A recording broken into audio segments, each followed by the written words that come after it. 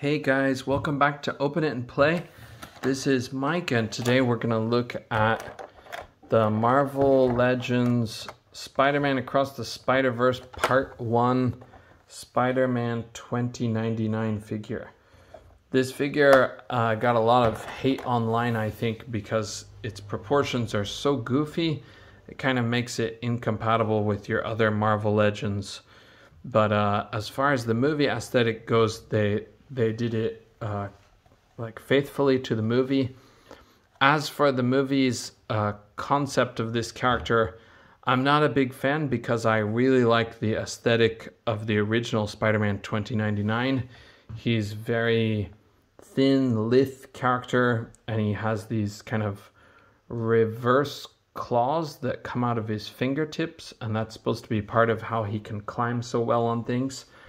But every time they do a figure of this character, they always screw up that part and they basically give him regular claws.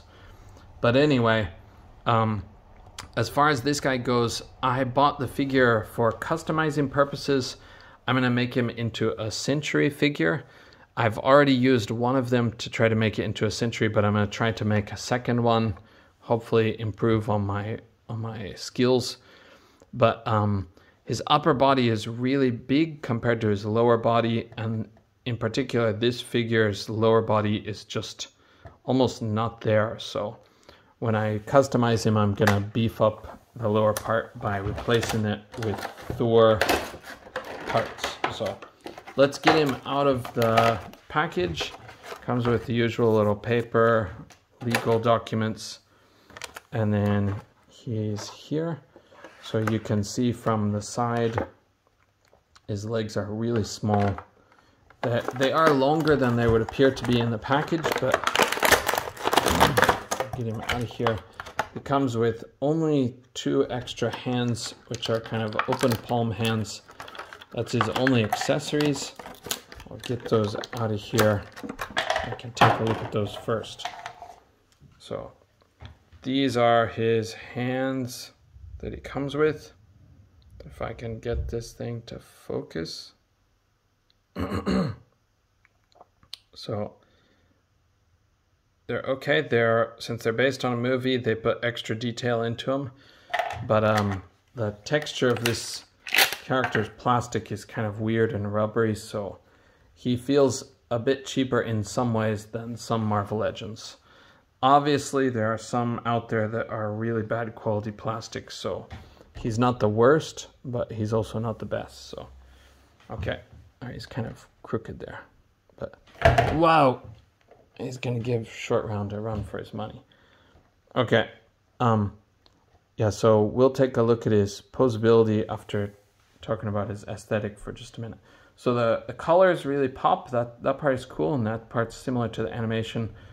But like I said, everything is so exaggerated. So his head is really small, his shoulders are really broad, his waist tapers down too narrow, and then these legs are almost non-existent.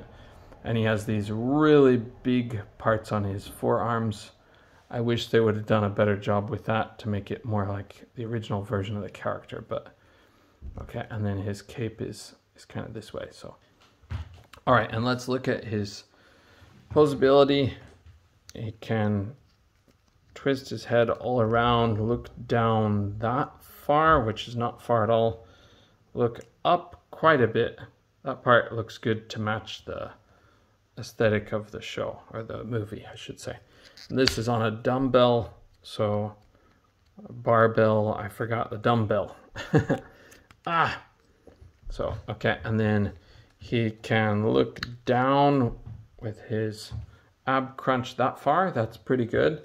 And he can go back that far. That's also pretty good. Okay, and then his torso twists all the way around. Okay, his arms, he's got swivel at the bicep with a ball joint hinge and twist, sorry, at the shoulder. He's got a twist at the bicep, bicep cut, and these arms, which are double jointed, pinned, so they'll go pretty good range there. And then his wrists, hinge and pivot, just like all Marvel Legends. Okay, his kick can go up to here, if you can see that, and swivel at the thigh or thigh cut, and double jointed pinless knees that bring you back that far. Okay, and then usual ankles with a hinge brings you down that's very far, and up that far, that's pretty good too. And the pivot, of course, with holes in the bottom. Okay, so I'm not a fan of this interpretation of the character, but it is just like the movie.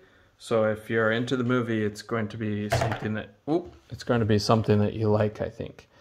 But I'm sticking with the old guys, so this guy's just for customizing purposes. By the way, I forgot to show the back of the box. The back of the box is not very exciting, but it does show a few other characters there. You can see here. Miles Morales, Spider-Gwen, Spider-Man 2099, Jessica Drew, Spider-Punk, The Spot, and Peter B. Parker. Unfortunately for me, all of these figures' proportions are just totally whack, so I'm not interested in any of the characters. Whoops. So I'll be skipping out on everybody else unless I can find a purpose for customizing them. Okay, thank you for joining me for this quick review. It's not my cup of tea for a figure, but there you have it. All right, thanks guys. Bye.